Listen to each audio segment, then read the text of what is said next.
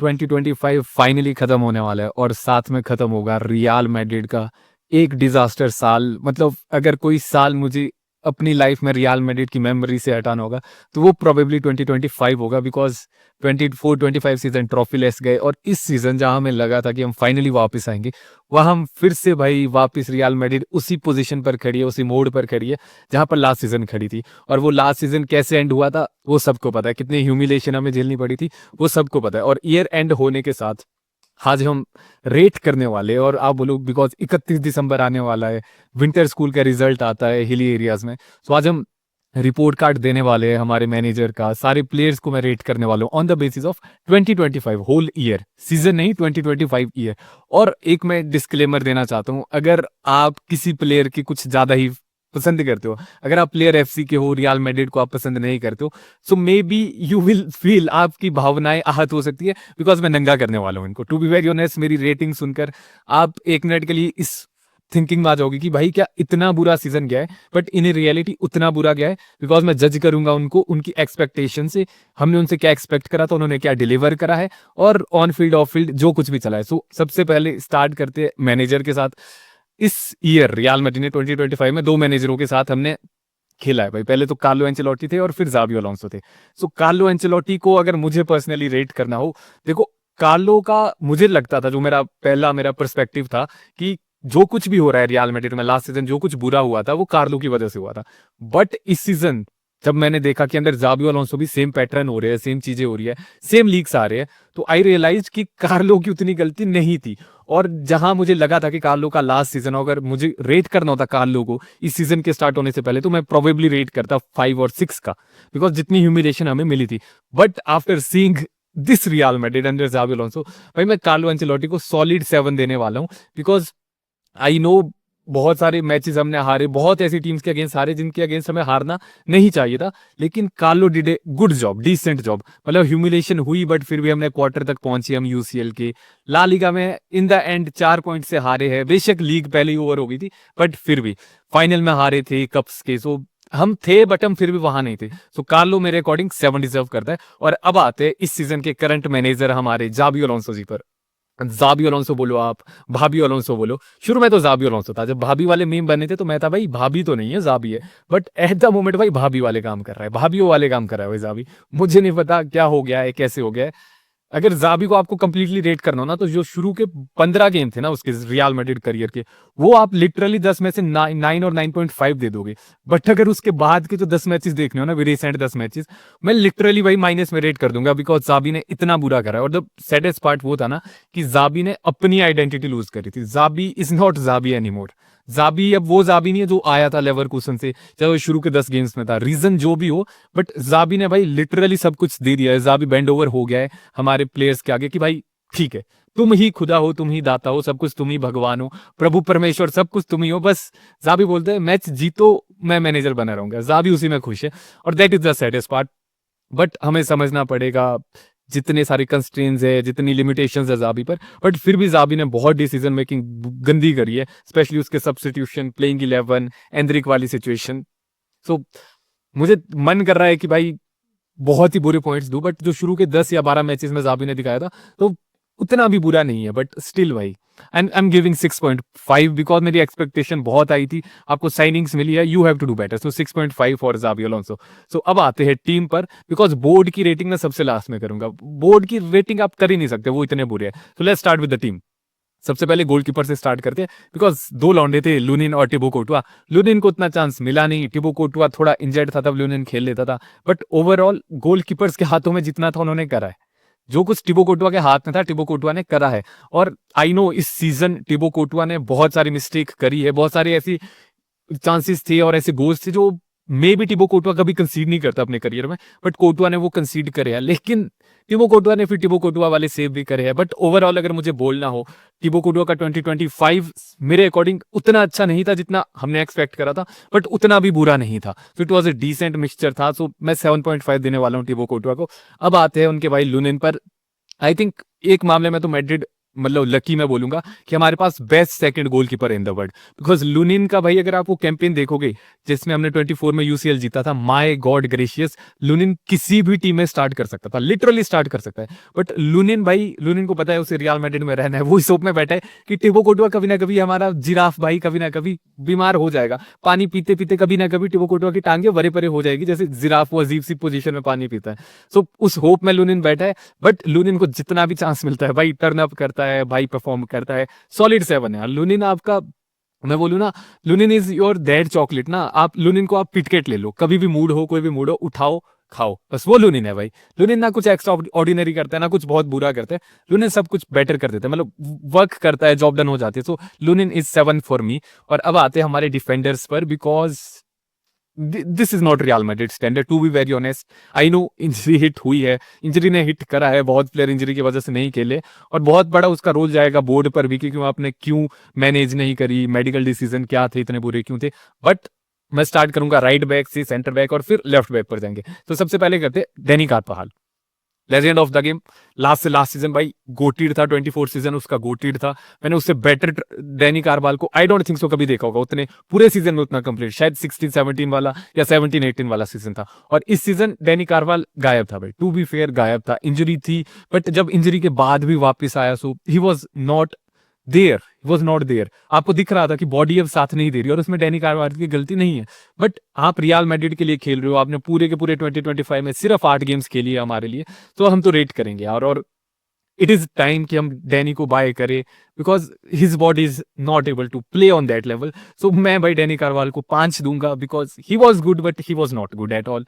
सो यही था भाई कारवाल के लिए। बाकी अब बात करते हैं ट्रेंट अलेक्जेंडर आर्नोल्ड की, ये हमारे गैलेक्टिको साइनिंग होनी चाहिए थी, हमारे डेविड बैकहम थे भाई लॉन्डे, फ्री किक। मैं तो अलग फेटिश में चला गया था कि भाई कारवाल बॉल डाले, सॉरी कारवाल नहीं, आपका ट्रेंट यहाँ से क्रॉस देगा, उधर जूड उसको चेस्ट डाउन करेगा और गोल मारेगा, क्या उम्मीदें थी यार। बट इंजरी ने ऐसा तोड़ा कि भाई ढूंढते नहीं मिल रहे ट्रेंट भाई यार। इंजरी की वजह से सीजन तो ऑलमोस्ट ईयर तो काइंड ऑफ खत्म ही गई, लिवरपूल फैन हेट दे रहे थे। फिर मैड्रिड में जब फाइनली ट्रेंट वर्क करने लगे थे, तो उस टाइम फिर इंजरी ने फिर सेट कर दिया। तो शुरू की जो गेमें रही है ट्रेंट की, वो बहुत बुरी रही है, to be very fair. Trent was, आपको दिख रहा था कि वो स्ट्रगल कर रहा है on the field. But last की जो 2 या 3 गेम थी, उसमें हमें लगा था कि ट्रेंट शायद वापस आ रहा है, ट्रेंट अब हमें उस वे में दिख रहा है जिसके लिए हमने ट्रेंट को साइन करा था। सो अगर मुझे रेट करना हो 6.5, बुरा भी नहीं था बट इतना भी अच्छा नहीं था कि मैं उसको 7, 8 और 9 वाले लेवल पर लेके जाऊं। तो 6.5 फॉर मी ट्रेंट। और अब बात करते हैं हमारे सेंटर बैक्स की। सो फर्स्टली स्टार्ट करेंगे रूडिगर से, because he is the crazy one, he is the crazy one. और रूडिगर का सीजन काफी अप एंड डाउन से रहा है। 24-25 वाला सीजन रूडिगर अच्छा गया, बट 25-26 रूडिगर खराब हो गया, मतलब पोस्ट इंजरी रूडिगर। और वो आर्सेनल वाली गेम मेरे को अभी भी याद है, आई थिंक था बट नहीं भी था। और मुझे अगर बोल रहा हूं तो रूडिगर मे बी 6.5 और 7 ही आप लेकर जाओगे, मैं 7 लेके जाऊंगा, बिकॉज अंडर एंचेलोटी हमारा स्ट्रक्चर नहीं था। लेकिन रूडिगर आपको दिखता है कि बॉडी अब साथ नहीं दे रही है भाई, लौंडा बुजुर्ग हो गया है, अब इनको बाय बाय करने की, सऊदी भेजने की जरूरत आ गई है। सो रूडी को मैं रेट करूंगा 7/10। और अब आते हैं डेविड आल्पा पर।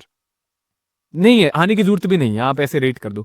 ये इकलौता शायद 2 डिफेंडर, एक और 2 डिफेंडर और है जिसको नेगेटिव में रेटिंग मिलने वाली है। सो डेविड आल्बा को पहले मैं रेट करता हूँ -5, -5, प्लस भी नहीं भाई, 0 भी नहीं, प्लस में तो है ही नहीं, -5 है।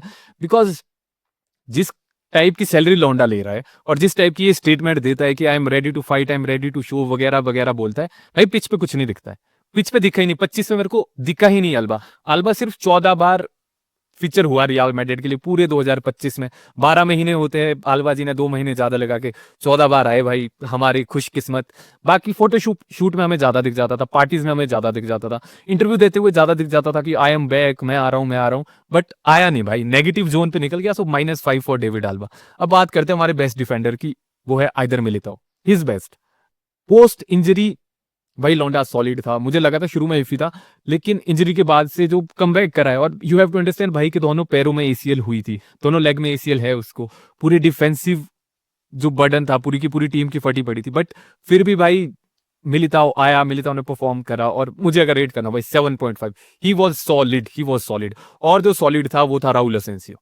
ठीक है, दो या 3 वो इफी मोमेंट्स आए थे क्लब वर्ल्ड कप में, बट उसके बाद से जो कमबैक करा है और शुरू में भी जो गेम खेली थी under Ancelotti, he was good, he was good. आपको समझना पड़ेगा कि राहुल एसेंसियो की थोड़ी लिमिटेशंस है, बट जो कुछ भी उसमें जितना भी है वो अपना बेटर देता है, वो हमेशा अपना 100% देता है। I know decision making better हो सकते थे, but he is doing the job, he is doing the job. इसमें उसकी कोई गलती नहीं है, अगर उसकी सीलिंग ही उतनी है, but he was solid. So 7 for Raul एसेंसियो।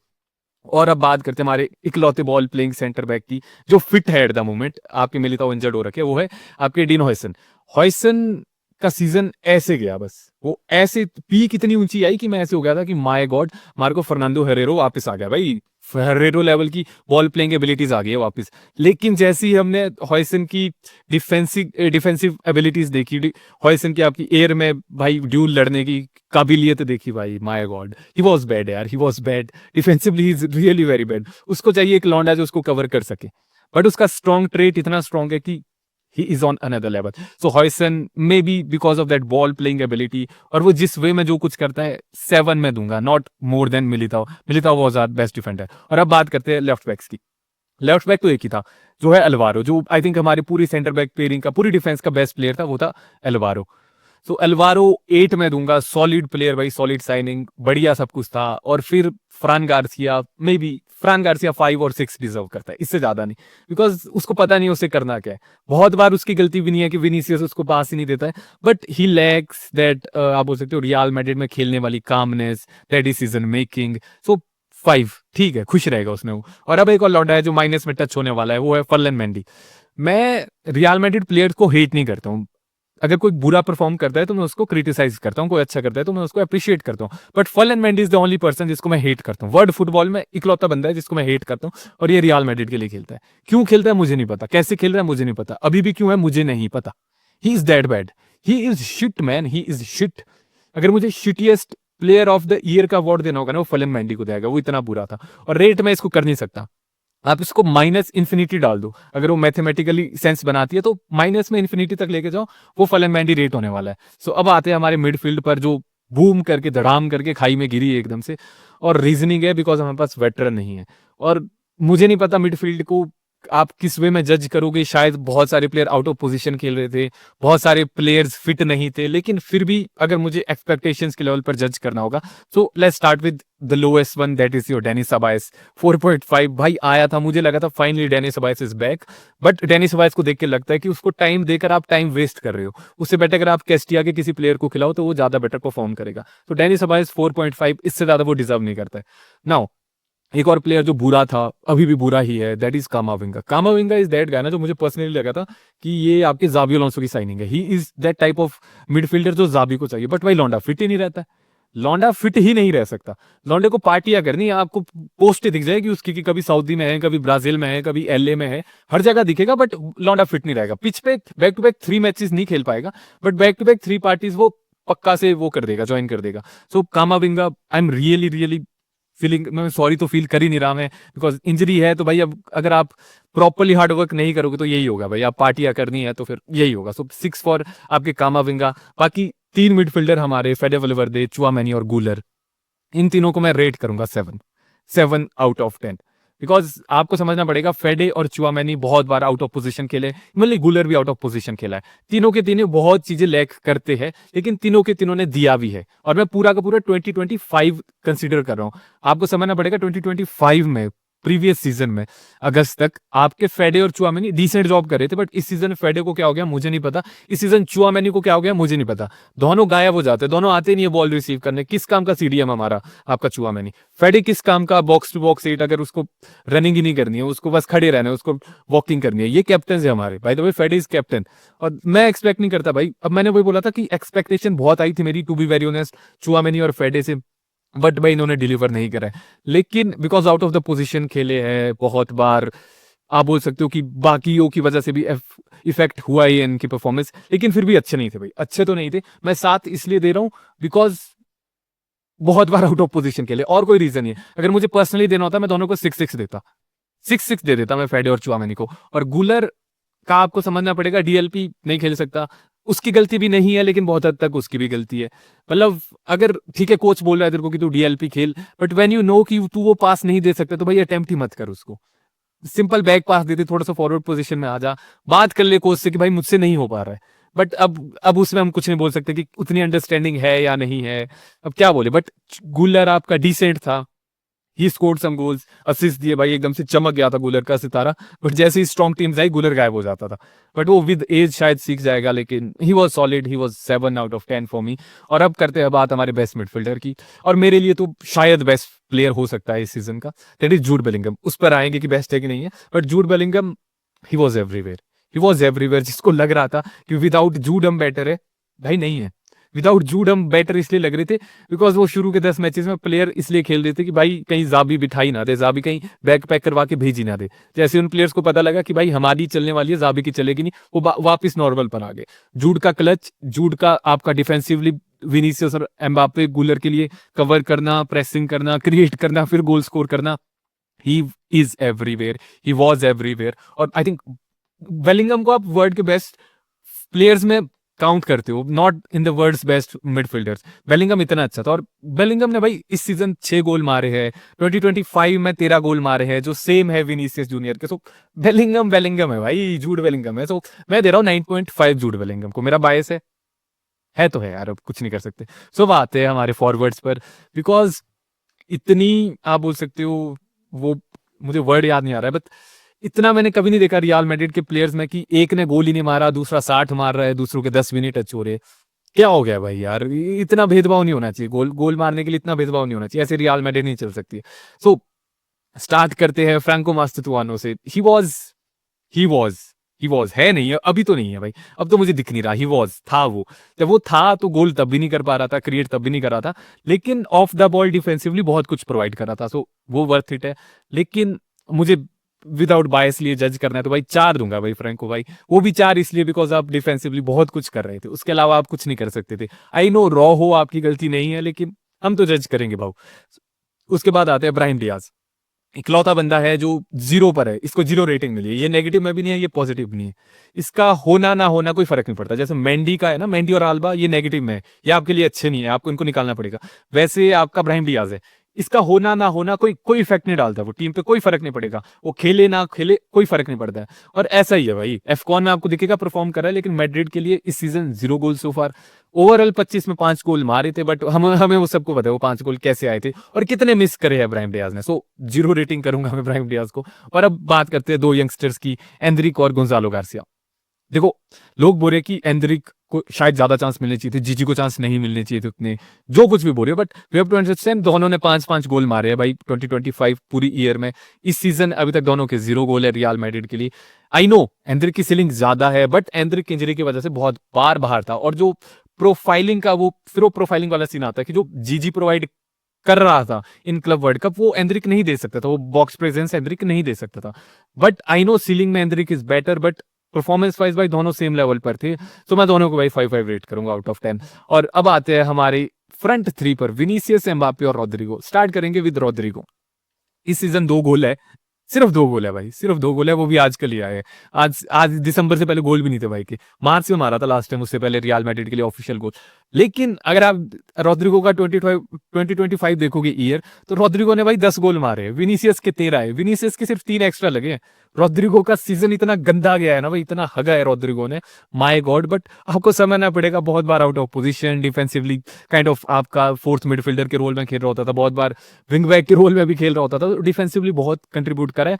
But offensively भाई अब आई थिंक कॉन्फिडेंस वापस आया, तो 2 गोल मारे इस सीजन, ओवरऑल 10 मारे थे 2025 में आपके। लेकिन ही वॉज बैड यार, he was really really bad. So मैं रेट करूंगा रोड्रिगो को 5 से ज्यादा नहीं यार, 5। और अब बात करते हैं विनीसियस जूनियर की। देखो, गोल 13 मारे लॉन्डे ने, 13 गोल है इसके और जूड बेलिंगम के इस सीजन में। गोल 13 ही है बस, 13 से ज्यादा नहीं कर पाया विनीसियस जूनियर कुछ। और फिर अगर इसकी आपको बातें सुननी हो, इसके टेंट्रम सुनने, वो अलग लेवल पर चले हुए। इस सीजन सिर्फ 6 आए हैं, 25 में 13 गोल आए। Expectation to be very fair मेरी बहुत ऊंची थी, मेरी बहुत ज्यादा एक्सपेक्टेशन थी। मैं लगा था कि भाई विनीसियस ने बोला है कि the world is not ready. मैं तो अभी भी हूँ कि वर्ल्ड इज नॉट रेडी भाई, है ही नहीं, तैयार ही नहीं है दुनिया तेरे को ऐसे देखने के लिए। मेरे को लगता है विनीसियस खुद तैयार नहीं उसको ऐसे देखने के लिए, दुनिया तो तैयार हो चुकी है। और मैं एक्सपेक्ट नहीं करता विनीसियस से यार, मतलब बंदे ने इतना कुछ करा है, बहुत कुछ करा है, लेकिन यू हैव टू परफॉर्म यार, यू हैव टू परफॉर्म। अगर आपको इतना सब कुछ बोलना है, आपको टेंट्रम दिखाने हैं, आपको ऐसा एक्ट भी करना है, और आपको बॉर्नब्यू की बू भी नहीं सुननी है, आपको सब्स्टिट्यूट भी नहीं होना है, और फिर आप डिलीवर कर रहे हो 13 गोल, नहीं चलेगा भाऊ, ऐसे नहीं चलता। This is Real Madrid we are talking about यार। और आप ये देखो ना, आप कंपीट किससे कर रहे हो, किलियन एम्बाप्पे से। आप जिससे कंपीट कर रहे हो उसने 59 गोल मारे हैं, उसने 59 गोल मारे हैं कैलेंडर ईयर में 2025 में, भाई तेरे 13 गोल है, तेरे 13 गोल है। अब वही बात आ जाती है। और अब विनीसियस को मैं क्या रेट करूं यार, मतलब रॉड्रिगो को मैंने 5 रेट करा है, विनीसियस के 3 गोल ज्यादा है, मे बी विनीसियस ने ऑफेंसिवली थोड़ा ज्यादा कुछ करा होगा, क्रिएट वगैरह करा होगा, सो मैं विनीसियस को 6 रेट कर देता हूँ, रॉड्रिगो को 5 करा है, ताकि बुरा ना माने भाई, दोनों साथ होने चाहिए एक साथ। और अब आते हैं किलियन एम्बापे पर, 59 गोल्स, 30 गोल अभी तक हो चुके हैं इस सीजन में। He is scoring, he is scoring man, he is scoring, मैं और कुछ नहीं बोल सकता, ही इज स्कोरिंग। आप उसको आप बोलो कि प्रेस करता है या नहीं करता है, बट भाई वो स्कोर कर रहा है यार। ये वही आ गया फिर रोनाल्डो वाला, टेनैग वाला, कि क्या रोनाल्डो के गोल हर्ट कर रहे हैं, वैसे ही आ गया क्या एम्बापे के गोल हर्ट कर रहे हैं रियल मैड्रिड को? नहीं हर्ट कर रहे भाई, नहीं हर्ट करे। आई नो वो प्रेसिंग नहीं करता है, वो पास नहीं करता है, पर साला गोल मार रहा है यार, और क्या करोगे आप। एम्बापे तो मैड्रिड में रहने वाले हैं अगले 5-6 सालों तक, जब तक पेरेज है तब तक एम्बापे विनीसियस दोनों है, वो साथ में खेले ना खेले, खेल पाए ना खेल पाए, that is separate thing, but दोनों रहेंगे। सो अगर मुझे रेट करना हो भाई किलियन एम्बापे को, who am I to rate him यार, who am I to rate him. भाई ने अपनी सोल बेच दी थी सैटन को उस वर्ल्ड कप के लिए, मे बी फिर से अब बेच के आया है सऊदी में, लेकिन ही वॉज 9.5, नॉट 10। 10 नहीं है भाई, 10 नहीं है, बिकॉज बहुत कुछ नहीं भी करा है उसने, उस पर मैं नहीं जाना चाहता हूँ, बिकॉज इसने बहुत कुछ करा है। सो 9.5 आपका एम्बापे।